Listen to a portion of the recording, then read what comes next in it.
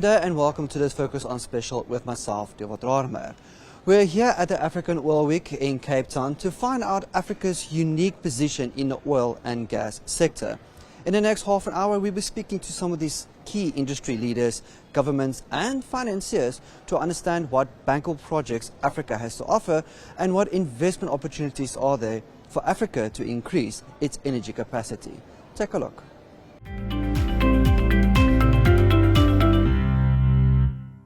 You're in different African countries, so I just want to understand your strategic position in Africa and what opportunities do you see lies ahead in the gas sector? Thank you for the question. I would say that ENI is very well positioned in Africa because we are in this continent since more than 50 years, and of course we do have a lot of opportunities both in North Africa, the three famous countries where we are present, Algeria, Libya and Egypt. And of course we do have a very important presence in the sub-Saharan with the many projects that are already in production or under execution. The main target now is getting more and more gas because geographically Africa is very close to the sink of energy or the sink of gas, that is Europe. So enjoying this geographical good position, we do see many countries in Africa that may supply gas, and not only gas, to Europe and also to the rest of the world. Where we are involved? We are involved in many projects, as I say, in Algeria. We managed to have quite an important M&A activities during the last 2 years, taking over some blocks and some assets from BP and now with Neptune. We are developing those assets with our partners, both national and international, in order to increase the gas production and to increase the gas export to Europe through pipe and through LNG. Of course, we do have an important project as well in Libya. We have been sanctioning this year 3 projects that are always gas, oriented in terms of export. But what is important to note is that always we first fulfill the domestic market and whatever is left is exported. Does apply the same to Egypt, whereby we are incrementing some activities in Zohr with production optimization wells, trying to fulfill the local market and also potentially export. And we are in discussion for additional development through different operators with BP and Chevron, namely Nargis and Osiris. Those are the plan for the North Africa. If we move to Sub-Saharan, you may know that we already started Baleine in Ivory Coast during August. That's the first phase of this giant development. It's an oil production with the gas associated, a lot of value in terms of gas because the gas is going to the domestic market, fulfilling the expectation in order to become more and more a power export country for the nearby countries. So the gas has an intrinsic value to the country on top of the oil that of course will be exported to international market. This is just the first phase. The second one will be implemented by the 2024, and we are working on sanctioning a third phase that will start the production by the end of 26, beginning of 27. So at plateau, Baleine will produce something around 150,000 barrels of oil along with the 200 million scf per day. The 200 million scf per day of gas always to the domestic market. By the end of this year, we'll be implementing also, starting the first phase of LNG in Congo. It's a game changer for the country because we have been moving from a gas liability to a gas opportunity. We have been always providing gas to the domestic market. We have been always providing gas to the power generation in country. We should know that ENI is participating in a Czech project that is providing today 75% of the power for domestic use. So once fulfilled all the expectation for the gas in the domestic, we've been offering the opportunity to export gas and to enter, the list of exporters country for the gas. And ENI will market all the gas from that is produced from the Marine 12 LNG project. First phase is going to be 0.6 million tons per annum, and it will be complemented by 2 additional 2.4 by the end of 2025, so for having a full project of 3 million tons. It's not huge, but it's quite important for a new country joining the club.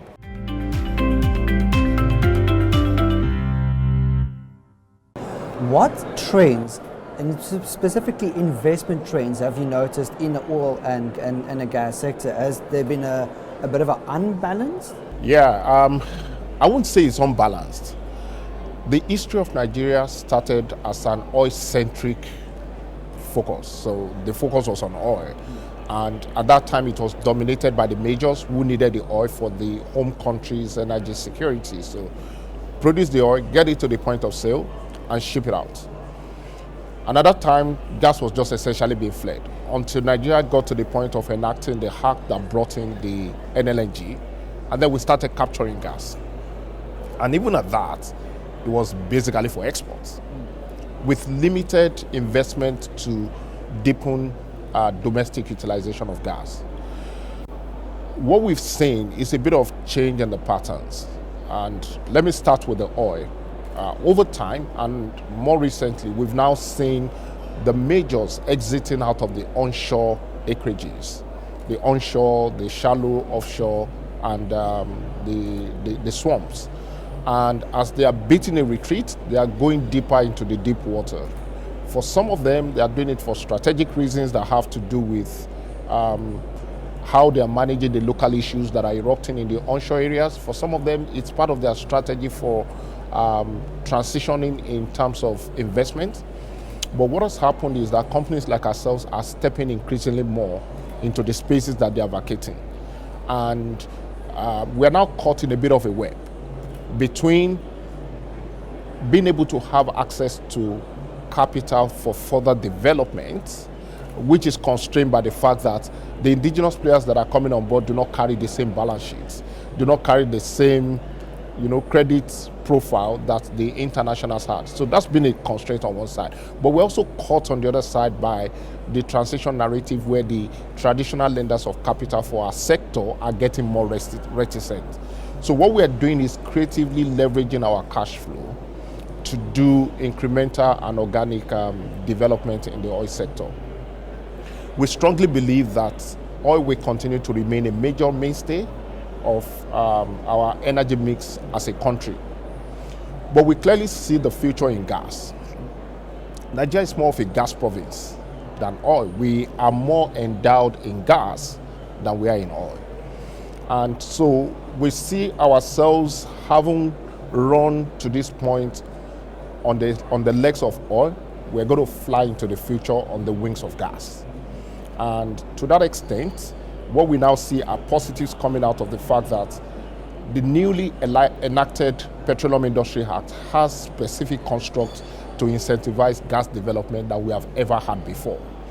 And we see that giving some sort of boost to investment decisions on gas sector. A fallout of that is the Nigerian NLNG just took an investment decision on adding a 7th train and taking the capacity from 22.5 million metric tons per annum to 30 million metric tons per annum, and studies are ongoing for a possible train 8, 9, and 10. Alongside that, there are significant investments to enable transmission pipelines throughout the country. So today we're witnessing the completion of the OBOB pipeline, the OB3 pipeline that connects the gas-rich south, and southeast to the gas demand-intensive southwest and the north. That pipeline is able to do about 2 BCF of gas per day transport. We're also seeing the commencement and the progression significantly of the Ajaokuta Kaduna-Kano pipeline that takes gas from Ajaokuta all the way to the north and becomes the inward section of an ultimate transport through the Trans-Saharan gas pipeline. So the infrastructure is getting there. It's giving a whole lot more comfort to producers to go and invest, knowing that there are better fiscals, knowing that the transport grid is being built out. And the key off-taker of the gas in Nigeria are the power sector. And we've seen significant enhancement in terms of credit for the power sector to be able to pay for the gas that they consume. So we see a gradual increase in the comfort around gas.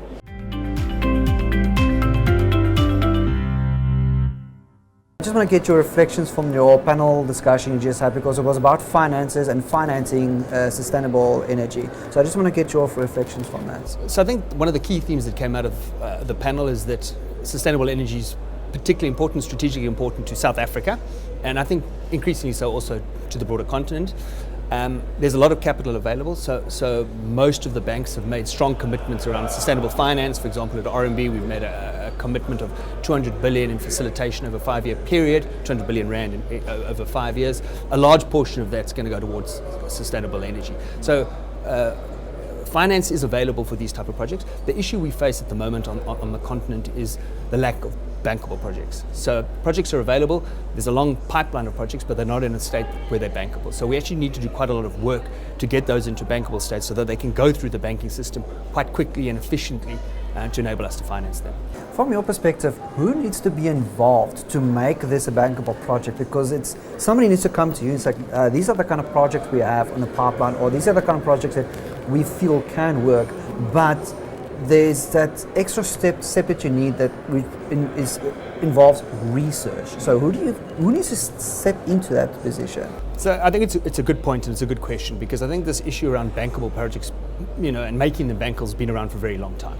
I think we need to be deliberate. We need to make sure that we address it. At the moment, there's certain individuals, for example, certain consultants operating on their own that are able to work with companies to try and make sure that these projects are bankable, but they're essentially few and far between. I think really what we need to do is banks, and we're starting to do that increasingly with an RMB, is starting to play in that space as well, saying how can we make sure that we create our own pipeline to allow us to finance them. And as I say, I think we need to look at this holistically and actually employ the right resources to try and get this pipeline moving.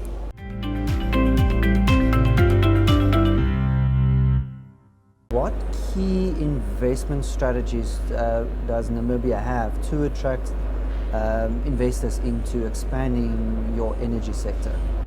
For the energy sector, for us, we take a ride in terms of providing solutions, real solution to what exactly is needed, and the main need now is for us to address the critical energy security issue. And with that is the objective for us to attract the investment in that sphere. And the main offering that we give to companies that would like to invest in that sector is for the fact that you are investing in a product that clearly there is a very big market for it. And this big market is not only providing the security or the energy security for Namibia, but for the region, the whole SADC region. Namibia have the energy deficit that ranges within thousands of megawatts of power that is needed. And not only in terms of power, but also the general energy solution that is needed for the region or in the country to industrialize is what we are targeting for attracting. But in terms of offering as a country, first of all, we are providing an environment that is safe and stable. Peace and stability in Namibia is a core mantra that we hold dear as a country and as a government, and we ensure that we secure that for people to be able to come in and be able to work within Namibia safely. That is critical for us. Another offering that we make to attract investment is that we provide a very stable regulatory framework that is predictable, that is transparent, and that is visible for anybody to be able to see even before coming in, that you should know that Namibia is a country that is run by the rule of law and governed by the rule of law, and everything in terms of what we expect is stipulated. Secondly, we also work towards ensuring that we provide investor protection. We are making sure, we're striving to making sure that whatever investment that comes in the country, there must be returns of your investment, and that your investment is protected, that you will be able to get out returns in terms of what you have invested in. But additional to that, we also offer as a country, what we call sanctity of contracts, we keep to our words as a country, and if we have agreed to certain terms and conditions of a project, those are the terms and conditions that we are going to uphold. If they change because of a conversation between the two parties, and they must change in an interest of both parties, mutual beneficial. But apart from that, in the energy sector, we are also providing fiscal terms that are competitive. Not only competitive in terms of the regional play, but they are also stable, which also give predictability and ability to plan for long term.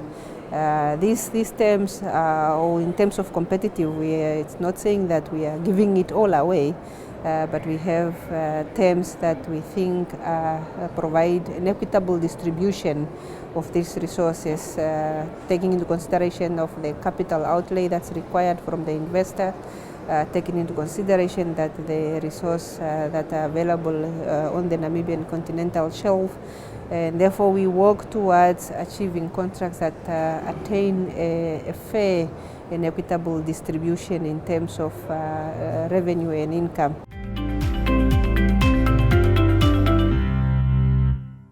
I understand that Pecan Oil or Pecan Energies underwent a rebrand. Can you just speak to me about that rebrand, what the focus on this rebranding means? Thank you very much to all. Thanks for having me. And so Pecan Energies used to be Aker Energy.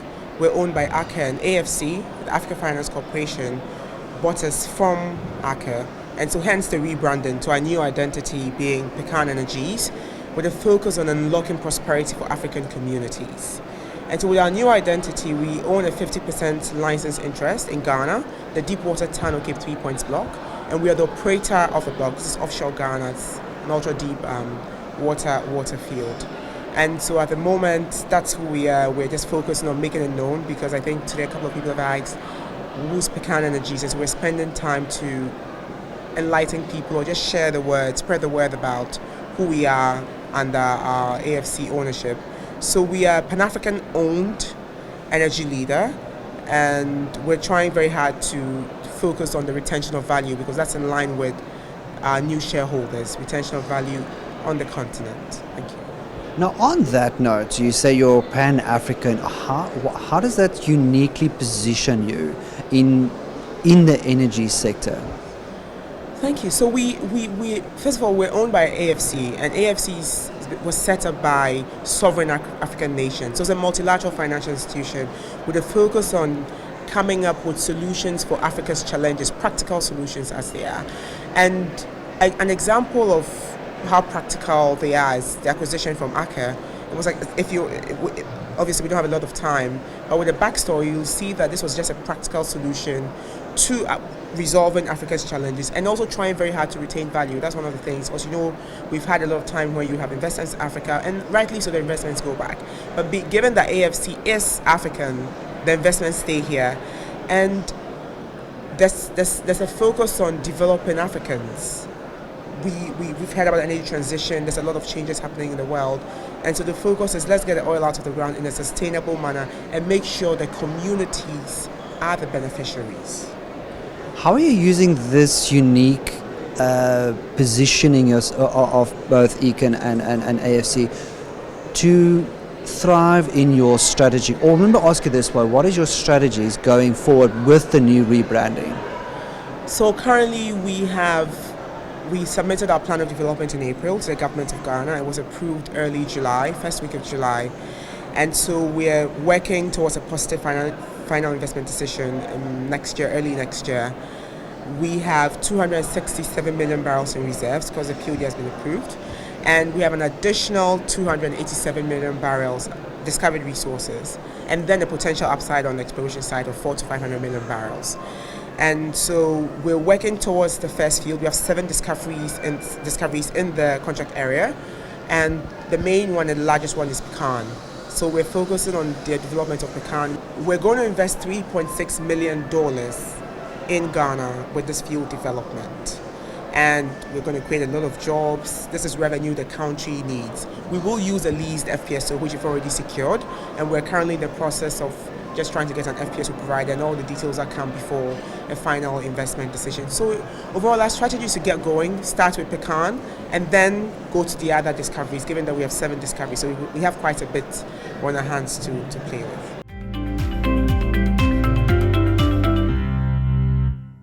As I understand, your company predominantly oil and gas, but you're making the move to a more greener energy side of the sector. Could you just unpack as to that strategic move?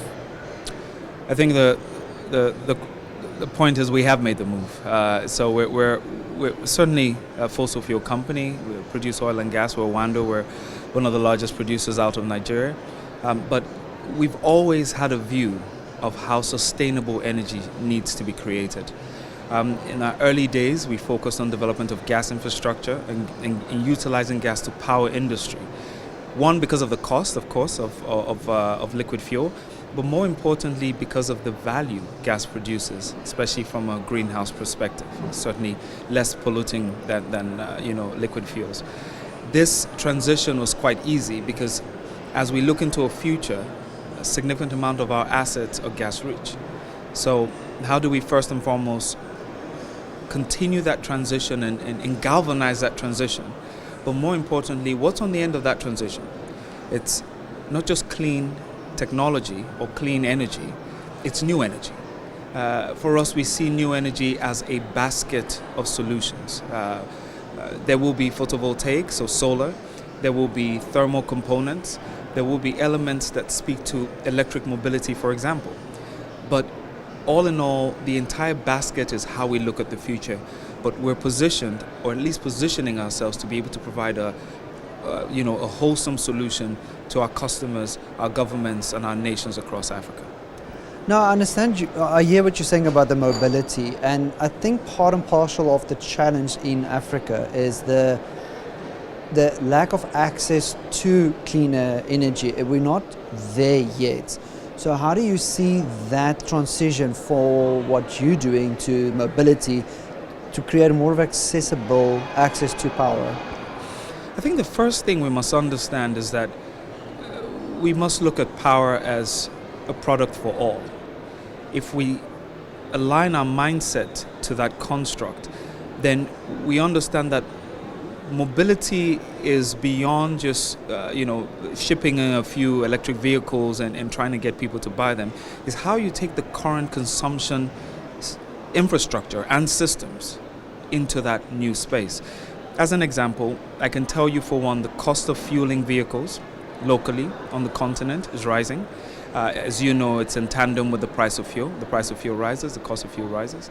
And so do the inputs for producing electricity, because gas is certainly from the same component. But there is a larger increase in liquid fuel when you look at that margin, that differential. It certainly becomes more useful now to start thinking of how can we introduce more elements of what I would term renewable or free energy, the sun. We in Africa, we almost have a monopoly on the sun, right? We also have, to some degree, a monopoly on the earth metals that store the energy from the sun. I'm talking your battery metals, your lithium, your cobalt and co. So from that perspective, we can harness the sun, the wind to create energy, turn it into electricity, and then augment it with these other more expensive components, whether it be gas or in some cases liquid fuel wherever gas is not available. Green hydrogen, blue hydrogen are elements that we're starting to see the technology sort of reduce the cost, but where we've seen the most gain from a cost reduction is in solar. So speaking directly to that point is, how do you bring cheaper mobility that is green, or at least climate friendly? The way of doing it is by harnessing this basket and improving that basket's constituents such that the lower cost component make up a majority of that basket. And once you do that, which is what we're focused on, you're able to then take that energy, fuel the buses, and allow them run. Now, from an efficiency standpoint, electric buses are certainly more useful They're cheaper from a fueling standpoint. They're at least a 25% cheaper than diesel or petrol. When you look at servicing and maintenance over time, they're also, an electric vehicle is effectively sitting furniture on a battery pack and a motor, right? An ICE or internal combustion vehicle has all the moving parts, your engine, your exhaust, and all of that. So fundamentally, on a long-term basis, you have the cost advantage. On a short-term basis, you're able to aggregate that basket of energy that you then use to power the vehicles. The only challenge is that initial capex to get and shift, and that's something that we're working with the OEMs, especially out of the Far East, to deliver. They're keen to ensure that we're able to deliver this at the lowest cost, the lowest prices that are available right now in the market. This would improve as technology advances. Yeah. And that wraps up today's episode of Focus On. I'm David Rarama, reporting all the way from Cape Town at Africa World Week. And until next time, it's goodbye.